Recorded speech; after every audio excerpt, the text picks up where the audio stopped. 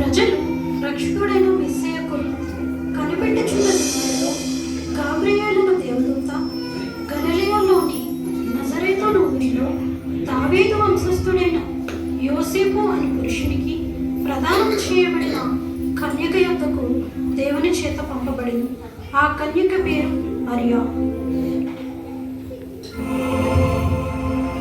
దయాప్రాప్తురాలా, నీకు శుభము, ప్రభు నీకు తోడై ఉన్నాడు. ఈ శుభవచనమేమిటో?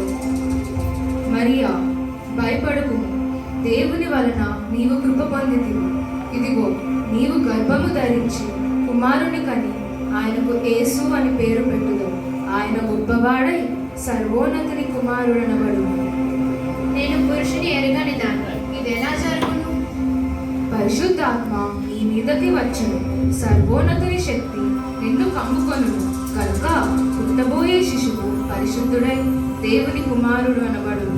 ప్రభు దాసురాలు, నీ మాట చెప్పున నాకు జరుగునుగాక. ఆమె భర్త అయిన యోసేపు నీతిమంతుడై ఉండి ఆమెను అవమానపరచునట్లక రహస్యముగా ఆమెను విడనాడ ఉద్దేశించాడు. అతడు ఈ సంగతులను ఆలోచన చేయొచ్చు నిద్రించుచుండెను. అప్పుడు గబ్రియేలు దేవదూత స్వప్నమందు, దావీదు కుమారుడైన యోసేపు, నీ భార్య అయిన మరియను చేర్చుకొనుటకు భయపడుకుము. ఆమె గర్భము ధరించిన పరిశుద్ధాత్మ వలన కలిగినది. ఆమె కుమారుని కని తన ప్రజలకు వారి పాపముల నుండి ఆయనే రక్షించును కనుక ఆయనకు యేసు అని పేరు పెట్టుదము. యోసేపు నిద్ర మేలుకుని ప్రభు దూత తనకు ఆజ్ఞాపించిన ప్రకారము చేసి తన భార్యను చేర్చుకొనెను.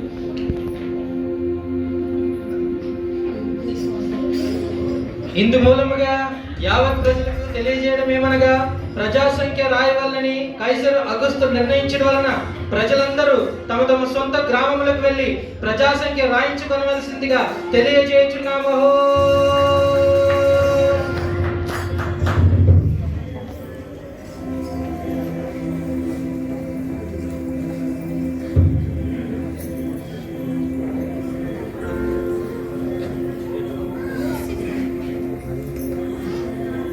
యోసేపు దావీదు వంశంలోను గోత్రంలోనూ పుట్టినవాడు కనుక తనకు భార్యగా ప్రదానం చేయబడి గర్భవతి ఉండిన మరియతో కూడా ఆ సంఖ్యలో రాయుటకు గలిలయలోని నజరేతు నుండి యూదయలోని బెత్లెహేము అనబడిన దావీదు ఊరికి వెళ్ళెను.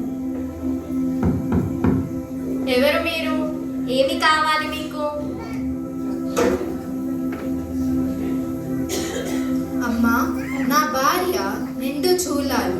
మీ ఇంట్లో కొంచెం స్థలం ఉంటే ఇస్తారా? ఈ రాత్రికి ఉండి వెళ్ళిపోతాము. మేము చాలా మంది ఉన్నాము, మా ఇంట్లో మీకు స్థలము లేదు.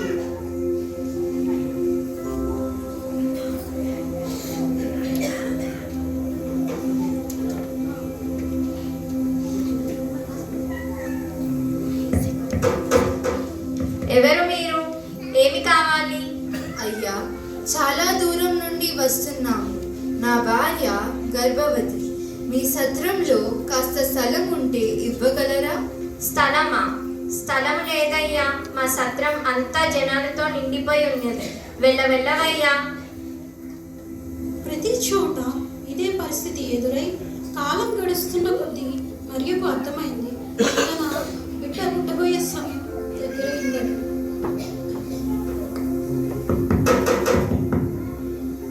ఎవరు మీరు? మీకు ఏం కావాలి?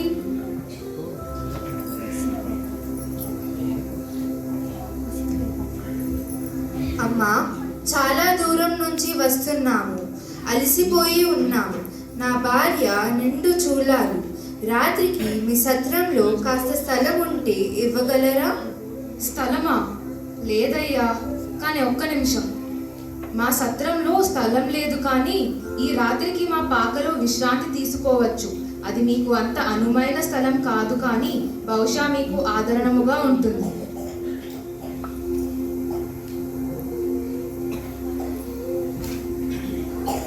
రాజైన హేరోదు దినముల్లో యూదయ దేశపు బెత్లెహేములో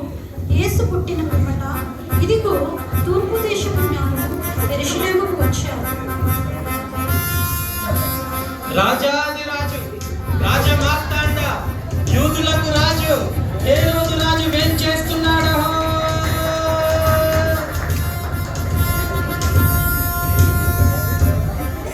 భటులారా, ఏమి సమాచారము? చిత్తం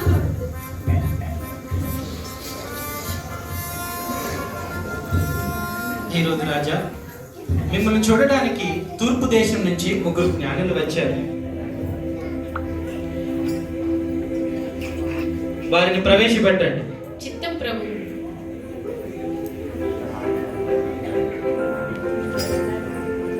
హేరోదు రాజు గారు మిమ్మల్ని రమ్మంటున్నారు.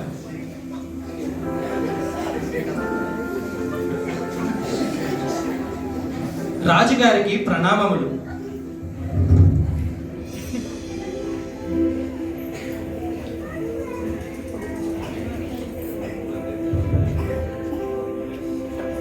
యూదుల రాజుగా పుట్టినవాడు ఎక్కడున్నాడు? తూర్పు దిక్కు నుండి మేము ఆయన నక్షత్రము చూచి ఆయనను పూజింపవచ్చితిమి.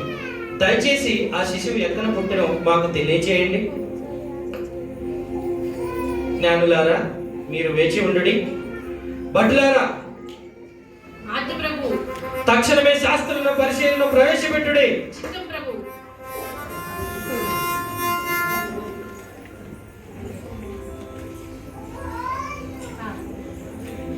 శాస్త్రులారా, పరిశీలులారా, క్రీస్తు ఎక్కడ పుట్టినని లేఖనములు సెలవిచ్చున్నవి? గ్రంథాలు పరిశీలించి చెబుతాం ప్రభు. కాస్త సమయం ఇవ్వండి. సరే. క్రీస్తు రాకడ గురించి యెషయా ప్రవక్త ముందే ప్రవచించాడు. దేవుడు ముందుగానే యెషయా ప్రవక్త ద్వారా చెప్పించిన ప్రవచనం కాబట్టి ప్రభువు తానే యొక్క సూచన మీకు చూపును. ఆలకించుడి. కన్యక గర్భవతి అయి కుమారుని కని ఇమ్మానుయేలును పేరు పెట్టుదరని రాయబడి ఉంది ప్రభు. మీకా ప్రవక్త కూడా ప్రవచించారు. మీకా ప్రవక్త ఏమి ప్రవచించాడు అంటే, యూదయ దేశపు బెత్లెహేమ, నీవు యూదా ప్రధానుల్లో ఎంత మాత్రము అల్పమైన దానవు కావు. ఇశ్రాయేలును నా ప్రజలను పరిపాలించు అధిపతి నీలో నుండి వచ్చును అని రాయబడి ఉంది ప్రభు. క్రీస్తు యూదయ బెత్లెహేములోనే జన్మించిన ప్రభు. జ్ఞానులారా, మీరు ఎక్కడి నుంచి వచ్చారు? ఎంతకాలం నుంచి మీ ప్రయాణం సాగుతుంది? దాదాపుగా 2 సంవత్సరాలుగా ప్రయాణం చేస్తున్నాం ప్రభు. సరే, ఆ శిశు విషయమై జాగ్రత్తగా తెలుసుకొనగానే నేను వచ్చి పూజించినట్లు వర్తమానం తెండి. చిత్తం ప్రభు. ఏమిటి? యూదుల రాజా, రాజాది రాజు, యూదుల రాజును నేను ఇక్కడ ఉండగా ఇంకొక రాజు పుట్టడమా? ఆ రాజుని పూజించడమా? అసంభవము.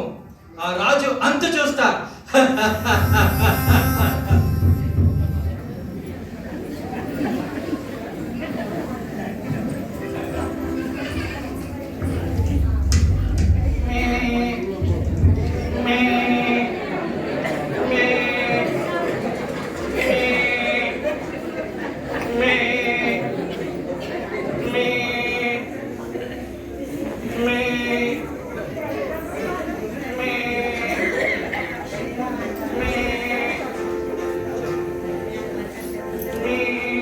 రాత్రి వేళ బెత్లెహేములో కొందరు గొర్రెల కాపర్లు పొలములో ఉండి తమ మందును కాచుకొనుచుండగా,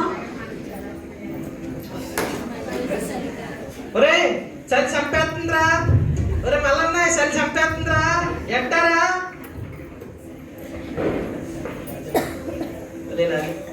ఒలే రాజన్న, అవునరా, నరాల్లో ఒళ్ళు పుట్టిందిరా. మన పరిస్థితి ఎలా అంటే గొర్రెల పరిస్థితి అంటారా మరి? ఎట్లారా మరి? సరే సరే, చలిగా వేసుకుందాం.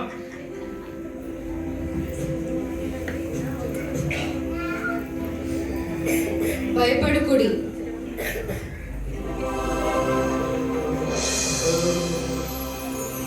ప్రజలందరికీ కలగబోవు మహా సంతోషకరమైన సువార్తమానము నేను మీకు తెలియజేయుచున్నాను. దావీదు పట్టణమందు నేడు రక్షకుడు మీ కొరకు పుట్టి ఉన్నాడు. ఇవే మీకు ఆనవాలు. ఒక శిశువు కొద్ది గుడ్డలతో చుట్టబడి ఒక తొట్టిలో పండుకొని ఉండుట మీరు చూచిదరు. సర్వోన్నతమైన స్థలములలో దేవునికి మహిమయు, ఆయనకి ఇష్టులైన మనుష్యులకు భూమి మీద సమాధానము కలుగునుగాక అని దేవునికి స్తోత్రము చేయుచుండెను.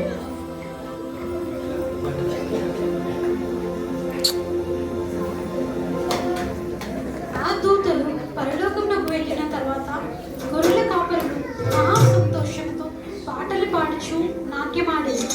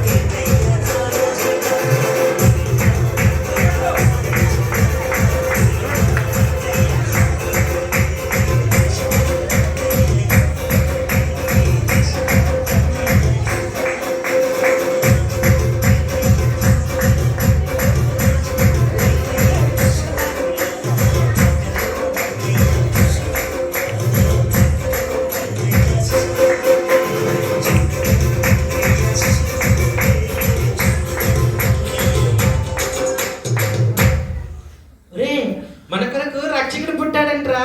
రండ్రా రండి, పదండ్రా పదండి, చూద్దాం పదండి. పదండిలా పదండి.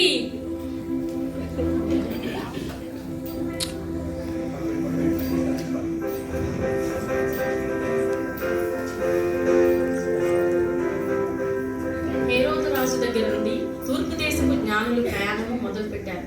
వారు వెలుచుండగా ఆ ఆకాశంలో ఒక వింత నక్షత్రం ప్రకాశించింది.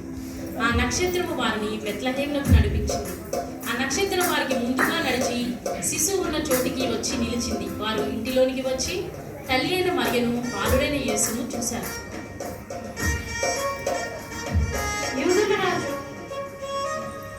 యూదుల రాజా, నేను నిన్ను పూజించడానికి తెచ్చిన ఈ బంగారం స్వీకరించు, నన్ను దీవించు.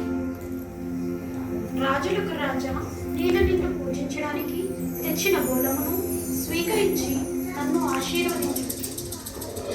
సర్వలోక రక్షక, స్వచ్ఛమైన సామ్రాణిని అంగీకరించి నన్ను కరుణించుము.